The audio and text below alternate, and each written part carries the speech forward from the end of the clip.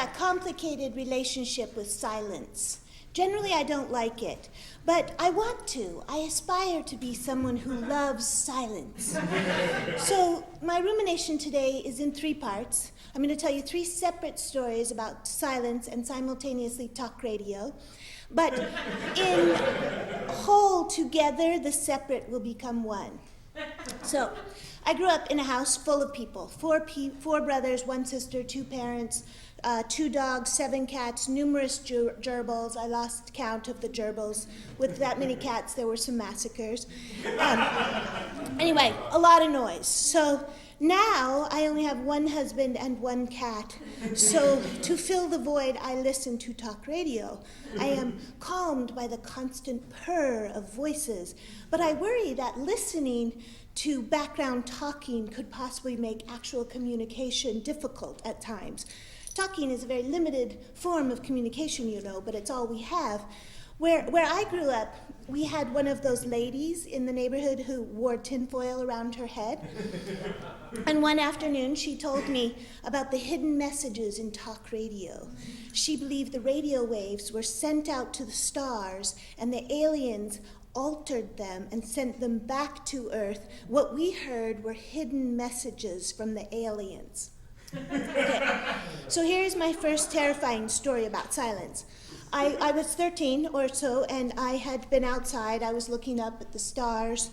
We have stars in Salt Lake City, Utah, where I go. They are actually visible from the city. So I felt really small all of a sudden, looking up at all those lights, and I got a little overwhelmed.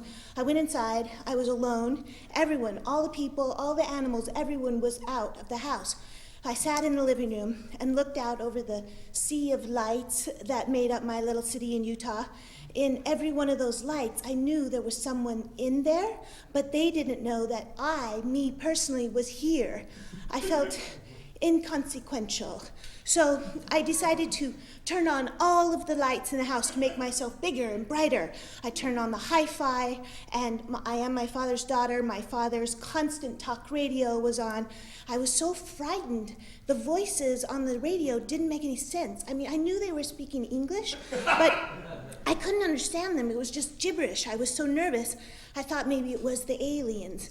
I turned on the TV and all the clock radios, but even with all the light and noise in the house, I didn't feel any better.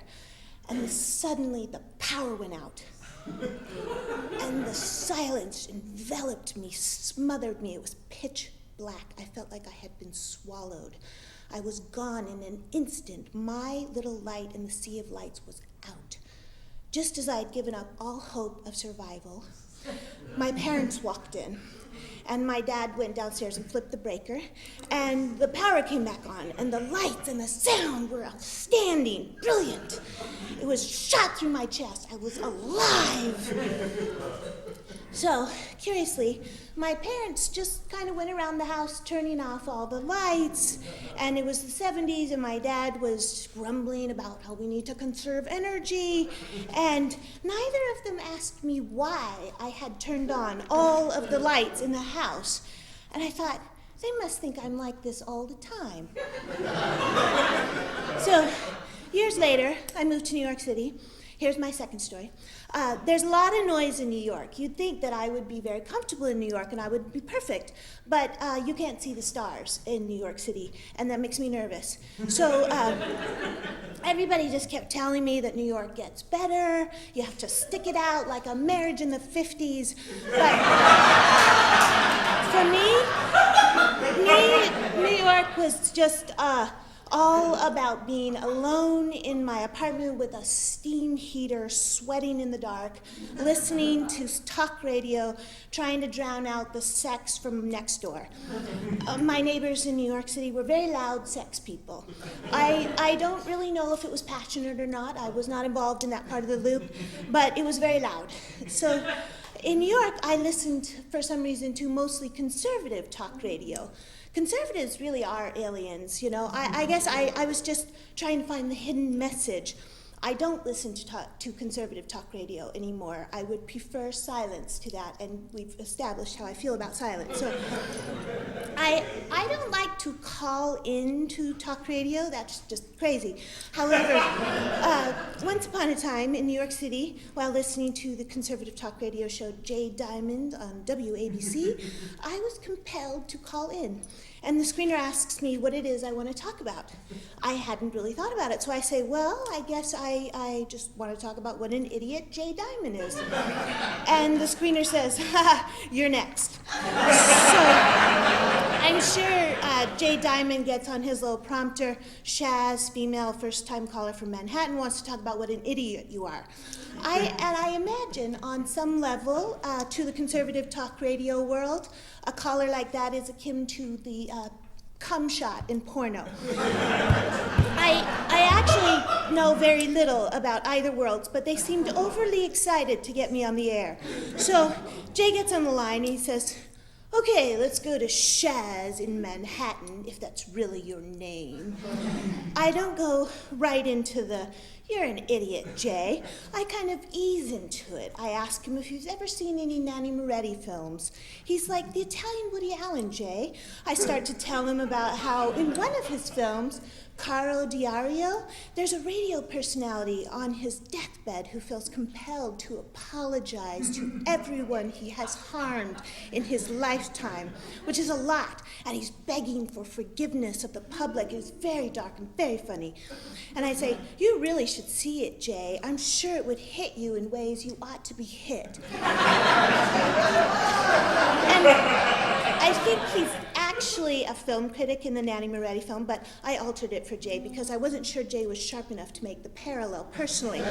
So I go on this long, winding story, and I'm not upset. I'm very calm, and he's getting annoyed because I'm winning. So he says, what is your point, Shaz? I never knew my name had so many syllables. I say, I was just wondering if you feel remorse for what you do. I mean, you spread a lot of fear and hatred. And he says, what are you on, Shaz? I must be on drugs because I watch foreign films. And he asks again, what are you on? I say, nothing. I'm from Salt Lake City, Utah. I'm Mormon. I am, technically. He says, oh, sure. Can you tell me about the angel Moroni? I correct him, it's pronounced Moroni. Well, this is back east. I say, well, you're still pronouncing it wrong. It's Moroni. He's not atop of pasta, he's an angel. Moroni is the man that's depicted on the gold statue on top of all Mormon temples.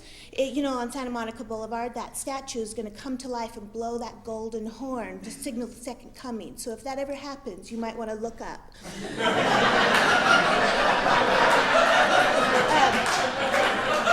As I was listening to Jay rant, it started to just sound like gibberish, and I thought, he really doesn't know what he's talking about.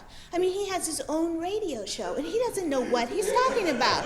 But it's not stopping him from talking. Maybe all these people, like me, listening in the dark by themselves are all thinking the same thing, but no one wants to say anything, like the emperor's clothes. No one wants to believe that they don't know what's happening. And we're just moving further and further away from anything rational. Talking is a limited form of communication, but it's all we have. Suddenly, I hear Jay Diamond screaming at me on the phone, and he says, I hate you, Shaz. I mean it. I really do. I hate your sniveling guts. Sniveling? Who talks like that? And he hangs up on me. And I was shocked. And then the regulars start calling in, and they keep talking about me. That was great, Jay. Would you just tell that Mormon again, girl, to shut up? Jay, you gotta keep the Mormon girls off the air. They just call in, they get you all frustrated, and they ruin the whole show.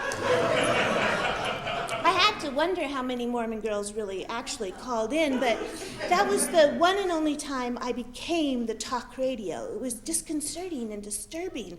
Just as a side note, this is not one of the stories, but I read later that Jay Diamond became a lefty. He was disturbed and dissatisfied with the Bush-Cheney politics of fear-mongering and pro-wealthy corporate conservatism. Perhaps he did get my hidden message after all. All right, this is the last story. Many moons ago, I went to a powwow with my mother in Utah, and after the powwow, we drove out in the desert and set up camp, and I was really hyped up on powdered sugar and fry bread carbs. And I just kept talking and talking and talking and talking and talking and talking and talking and talking. And my mom was trying to calm me down, and she said, Shaz, just look up.